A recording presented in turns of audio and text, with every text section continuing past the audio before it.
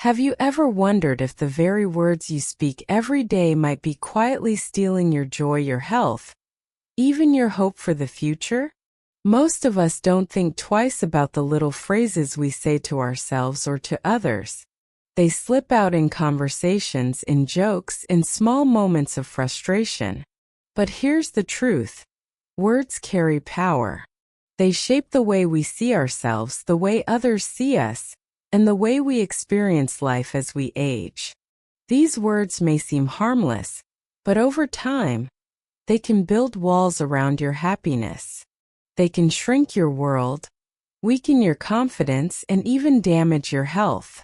Science tells us that negative self-talk increases stress, lowers immunity, and accelerates feelings of decline. But the good news is this: you don't have to keep repeating them. In this video, we're going to expose 9 ugly words and phrases that many older adults say without even realizing how much harm they cause.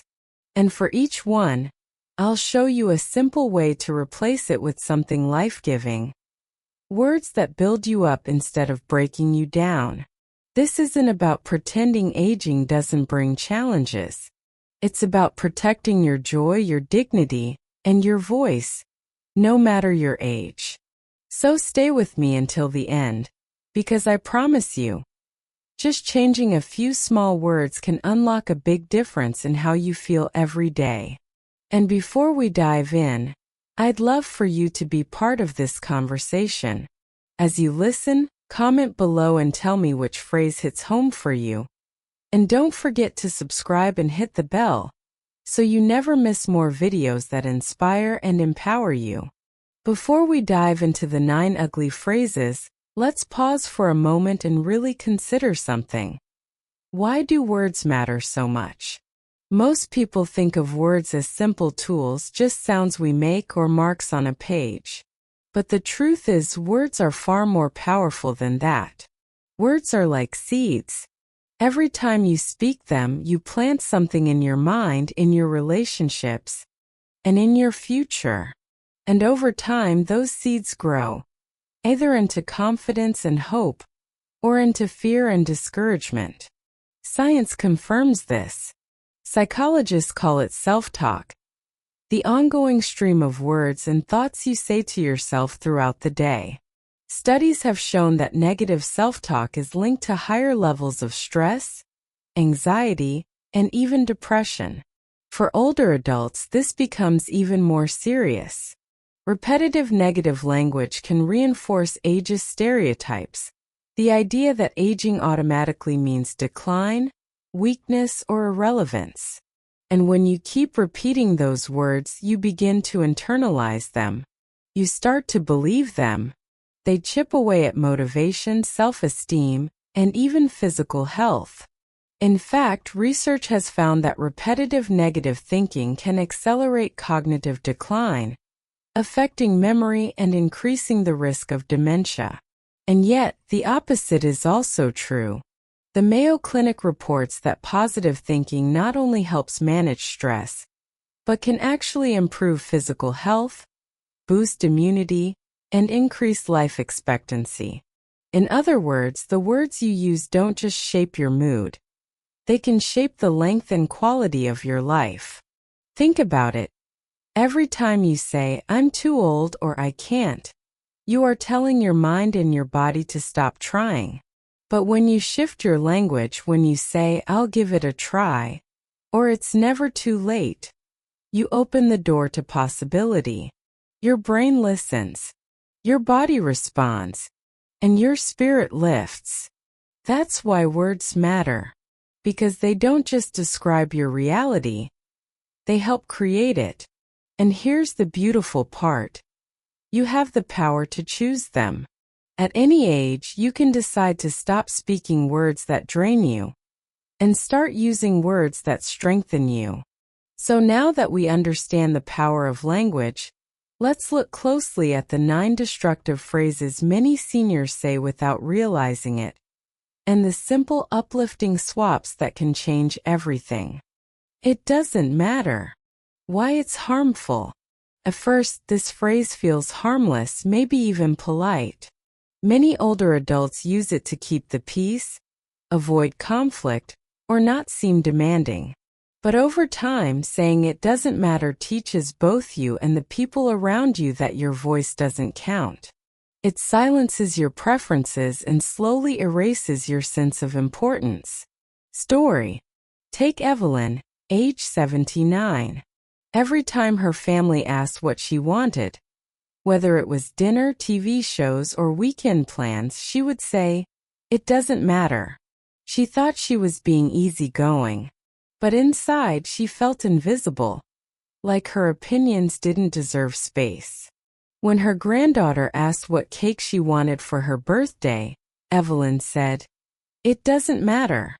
But later, she admitted she had secretly wished for chocolate cake, her childhood favorite. The next year she spoke up, and the joy of finally being heard reminded her. Her voice did matter. Replacement/alternative. Instead of "it doesn't matter," try, "Here's what I'd like. My preferences. I'd enjoy." Mini challenge. This week, if someone asks your opinion about food, activities, or even a TV program, share an honest preference. Start small but speak up. Notice how good it feels to be included. Point 2. I'm too old. Why it's harmful. Few phrases shut down possibility as quickly as "I'm too old." It's like slamming a door on yourself before you even try. Aging does bring changes, but saying too old creates a ceiling that doesn't need to exist. Story. Larry, 80, always wanted to play piano. For years he said, "I'm too old to start." But one day he thought, "Why not me?" He bought a small keyboard, struggled through his first lessons, and slowly learned. Now he plays songs for his grandchildren, who sing along with joy. If Larry had kept saying, "I'm too old," that happiness would never have happened. Replacement/alternative. Try saying, "It's never too late. Why not me? I can start small." Mini challenge. Think of one thing you've been avoiding because you felt too old. Take the smallest first step toward it this week, even if it's just reading about it. 3. I can't. Why it's harmful. This phrase sounds final, but most of the time it's not about actual inability. It's about fear, doubt, or avoiding discomfort. Saying "I can't" builds invisible walls around your life. Story. Rosa, 72, struggled with new technology. Every time her kids asked her to try online banking or video calling, she said, "I can't." Then one day her daughter gently replied, "You mean you haven't learned yet?" With patience, Rosa tried again. Today, she video chats with her sister across the country every Sunday. Replacement/alternative. I'll try. I'm learning. Let's find a way. Mini challenge. Catch yourself when you say, "I can't." Ask, is it truly impossible or just uncomfortable? Replace it with, "I'll give it a try." 4. I always/I never. Why it's harmful. Phrases like "I always forget" or "I never get it right" trap you in absolutes. They exaggerate mistakes and make improvement feel impossible. Story. George, 76, used to say, "I never remember names," but when he paid attention, he realized he sometimes did remember. That shift gave him confidence to practice memory tricks. Over time, his never became often. Replacement/alternative. Replace always with often. Replace never with sometimes. Mini challenge. This week, when you catch yourself saying always or never, stop and replace it with a softer word. Sometimes or often. Notice the difference in tone. 5. It's not fair. Why it's harmful.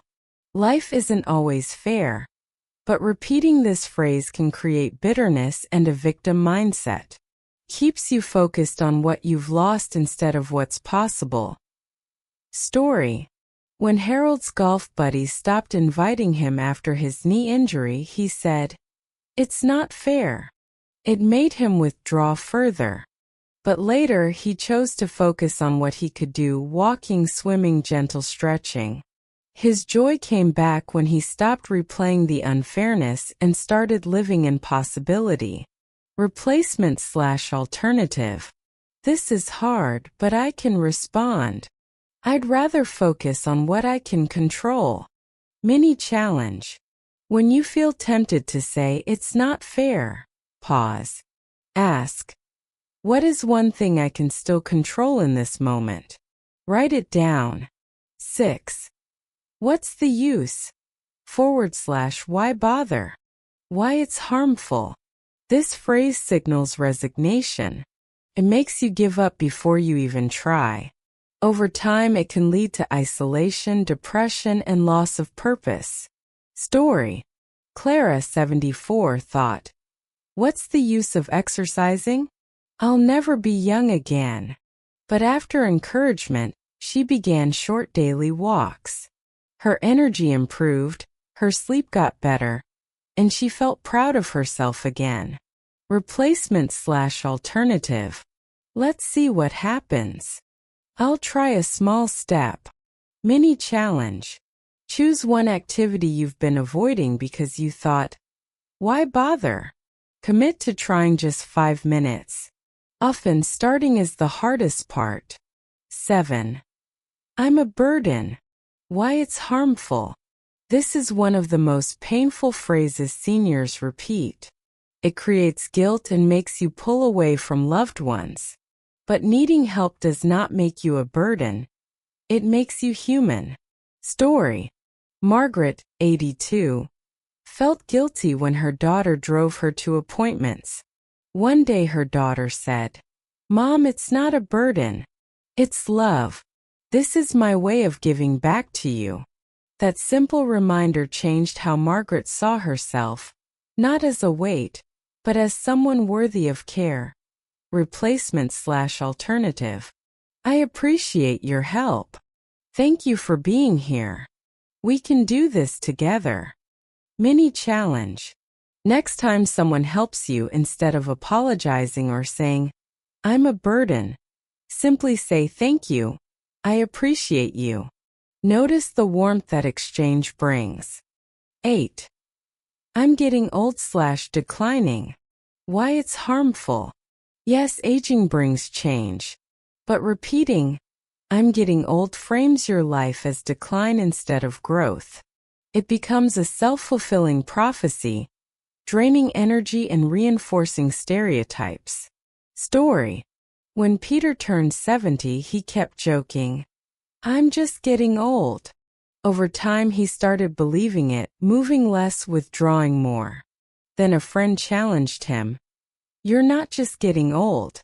You're getting wiser." That reframe helped Peter take pride in his experience and even volunteer as a mentor. Replacement/alternative. I'm adapting. I'm growing wiser. I'm still capable, just in new ways. Mini challenge. Replace "I'm getting old" with "I'm still learning" for 1 week. See how it changes your perspective. 9. I'm useless/worthless. Why it's harmful. This is the most damaging phrase of all. Feeling useless attacks your dignity and sense of identity. But no matter your age, you still have value. Your wisdom, your love, your story. Story. After retiring, Joan, 75, said, "I feel useless."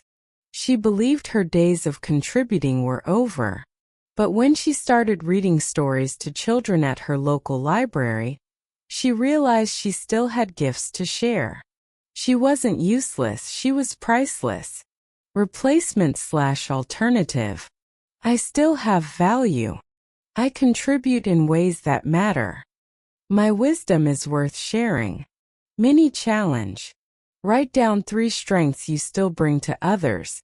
Maybe patience, humor, wisdom, or encouragement. Read them aloud each morning. Notice how we've moved from words of limitation and despair to words of possibility, courage, and dignity. Each time you replace an ugly phrase with a life-giving one, you strengthen not only your own spirit, but also the lives of those around you. Now you may be wondering, do these words really matter? Or are they just passing thoughts that come and go? Well, science has a very clear answer. The words we repeat, especially about ourselves, literally shape our brain, our health, and even how long we live. The brain and negative self-talk. Researchers from the journal Alzheimer's and Dementia found that repetitive negative thinking in older adults was associated with a greater risk of cognitive decline and even buildup of harmful proteins in the brain linked to dementia. In other words, every time you say things like, "What's the use?" or "I can't," you're not just expressing a mood.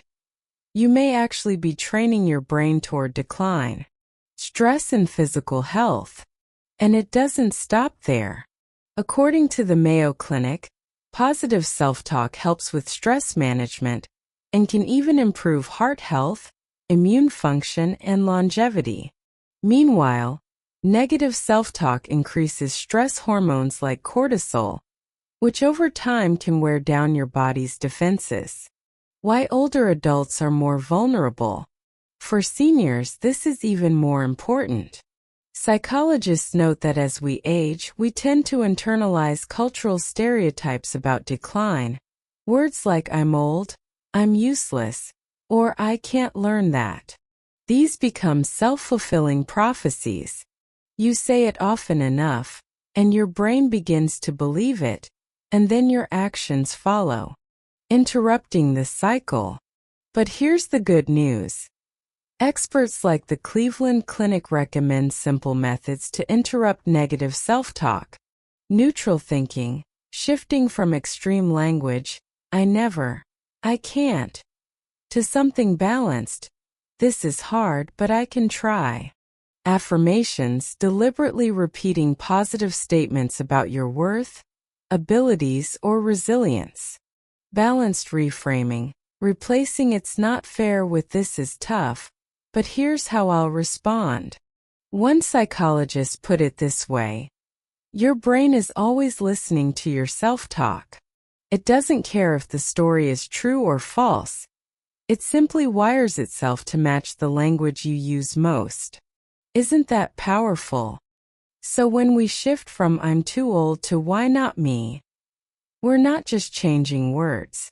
We're literally retraining our brain, boosting resilience, and protecting both our mental and physical health. Now let's take this a step further and talk about how you can practice these changes in daily life. Now, it's one thing to know which words to avoid, but how do you actually change them when they've been part of your vocabulary for years, maybe even decades? The answer is little daily practices. Think of this like building a new muscle. You don't lift a heavy weight on day one. You start light, repeat often, and celebrate progress. Tool number 1, the thought log or journal. Start by keeping a simple thought log. Aging care experts recommend writing down moments when you notice yourself saying phrases like, "I can't," or "What's the use?" Then right underneath, rewrite it with a better alternative. "I'll try," or "Let's see what I can do." Over time, this journaling practice rewires your brain by making you conscious of your language, and then replacing it with words that empower you. Tool number 2, gentle awareness or mindfulness pauses. Second, give yourself small mindfulness pauses during the day. When you feel a wave of frustration or catch a negative thought, don't fight it or judge it. Simply pause, take a slow breath, and ask, "Is there another way I can say this?" This simple act breaks the automatic cycle of negativity. Tool number 3, affirmation cards or sticky notes. Another powerful tool is affirmation reminders. Place sticky notes on your bathroom mirror, refrigerator, or even next to your TV chair with phrases like, I am capable. It's never too late. My voice matters. At first they may feel silly, but studies show visual cues reinforce habit change and train your subconscious to adopt new patterns. Tool number 4. Invite gentle accountability. Finally, share this journey with a friend, family member, or caregiver. Ask them to kindly point out if you slip into old phrases. For example, if you say, I'm a burden, they can gently remind you, know you're valued and I love helping you. Hearing those words from someone else is like getting a double boost. You correct your language and strengthen your relationship.